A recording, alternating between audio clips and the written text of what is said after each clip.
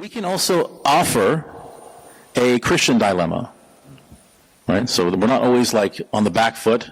You know, not everyone can do a rope-a-dope. Only Muhammad Ali can actually fight offensively from his back, right? Like he did to George Foreman. So you have to defend, and then you have to also be offensive. Not offensive as in you offend people, but you have to give them something to think about with adab, right?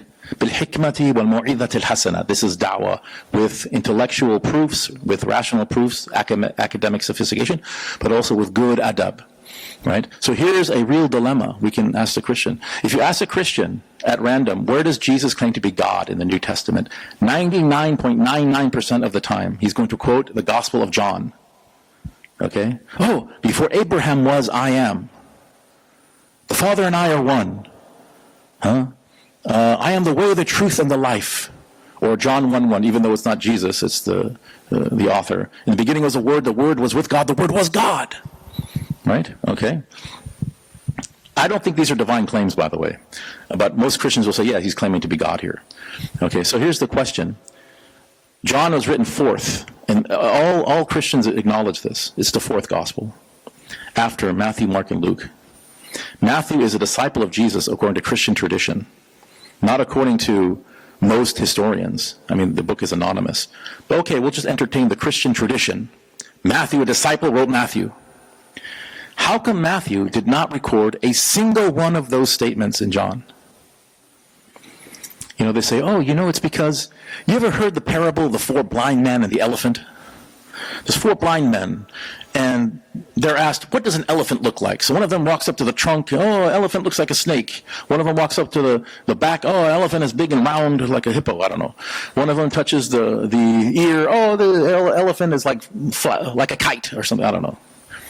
Right? And that's, you know, that's their Matthew, Mark, and John, their experiences with Jesus.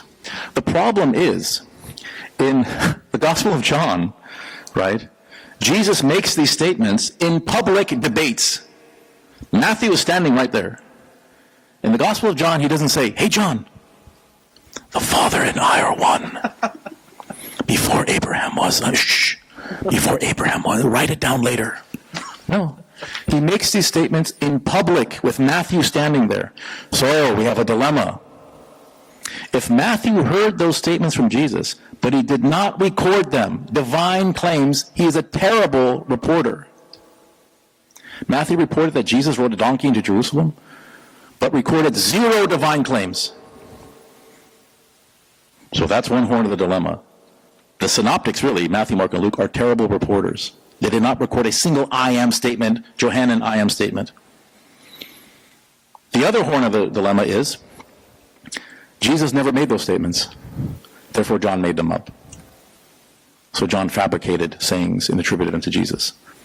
There's no good way out of this that I can see for a Christian. Maybe he can somehow find out. Let me give you one more Christian dilemma. In the Old Testament, we find verses that are muhkamat, clear, wadih. God is not a man that he should lie. The meaning of this is, any man who says, I'm God, is a liar. Numbers 23:19. Hosea 11:1. 11:9. He says, Ki anochi el velo ish. Indeed, I am God and not a man. Is it more clear than this? Could it be more clear? In Numbers 23:19 says, it's through with lo ish el. Not man is God. It cannot be any more clear. It can't be any more rhetorically perfect, succinct. Okay? Read Isaiah. Isaiah, God is incomparable. God is transcendent. God is nothing like creation. God is nothing like you can possibly imagine. It's very, very clear. Isaiah chapter 40 to 46, what's known as Isaiah. Okay? So that's a given. Now, according to Christian theology, God became a man. Oh, something else. I forgot to mention this. We're told in the Torah that if a person commits blasphemy, like claiming to be God, the penalty is stoning to death. Okay? You have to stone the blasphemer. And Deuteronomy actually says, even if your mother or brother or sister or cousin, this line of family members, if someone like that calls you to other gods, your hand must be the first to stone him. Okay? It's very clear. Kufr, blasphemy, it's punishable by stoning. Okay. So, Christian belief is in the New Testament. So God becomes a man, claims to be God. A man claims to be God. The Jews pick up stones to stone him for blasphemy. He's committed blasphemy. And then in response, God says to them, you're children of Satan for trying to kill me. So there's a problem here. Big problem. So we have two horns of this dilemma now. One horn is that all of those verses in the Old Testament, they're just lies. So God is a deceiver. A'udhu billah. He just kind of said those things to lie. He set up the Jews for failure, basically. He didn't want them to believe in Jesus. God tricked them. God is not a man. Wink, wink, and then he becomes a man. Hey, I'm God. Why are you stoning me? Children of Satan? That's one horn. The other horn is that God is a very, very ineffective communicator. Those verses, Lo ish el, which cannot be more clear, doesn't actually mean that. It means something else. But you don't know yet. It's something more mystical. And we needed to wait for Jesus to tell us what it meant, even though it's very, very clear.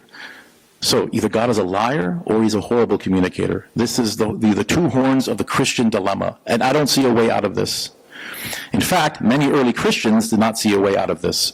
There's a very popular Christian preacher named Marcion at the end of the first century, Marcion, and his opinion was, I cannot reconcile the Old Testament with the New Testament. So my belief is the Old Testament is a different God. The Old Testament is Yaldabaoth, that's what he called him, a son of perdition. He's a trickster God. He's a lesser God. He's the God of the Jews, and the Jews are evil. And then Jesus is the son of the true God who descended to teach us true gnosis. So he believed in two gods. He was a bitheist. Right? And this was a very popular movement in Rome among many Christians, early Christians, end of first century, early second century. The reason why it didn't catch on, and he loved Paul too, by the way, and Marcion was actually the first Christian ever who proposed a Christian canon. It was Marcion. So like 10 of the letters of Paul and some version of Luke's gospel. The reason it didn't catch on is because the Greco-Roman sort of intelligentsia, the elders, they didn't like to believe in something that is kind of new and trendy, right? A bunch of kids believe in this, and when did Jesus live? Oh, just like last century? They want something that's more anchored in antiquity. And so the early church fathers, like Justin and Irenaeus, and they also believed that Jesus taught, that his own deity, but they would tell the Greco-Roman listeners, but Moses, way back before Plato, prophesies Jesus. So we are, and it's the same God. So we are sort of anchored in antiquity. So that's a long-winded answer.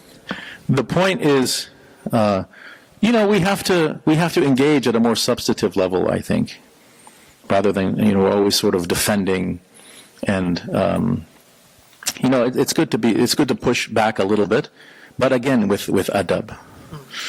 Even a question like, what happened to James? And a Christian like, well, what do you mean? What happened to him? Who's James? James the Just. James the Just, indeed. Inshallah, we have the Christian dilemma, the Christian delusion. You've heard it here, and inshallah we'll start pushing back with those.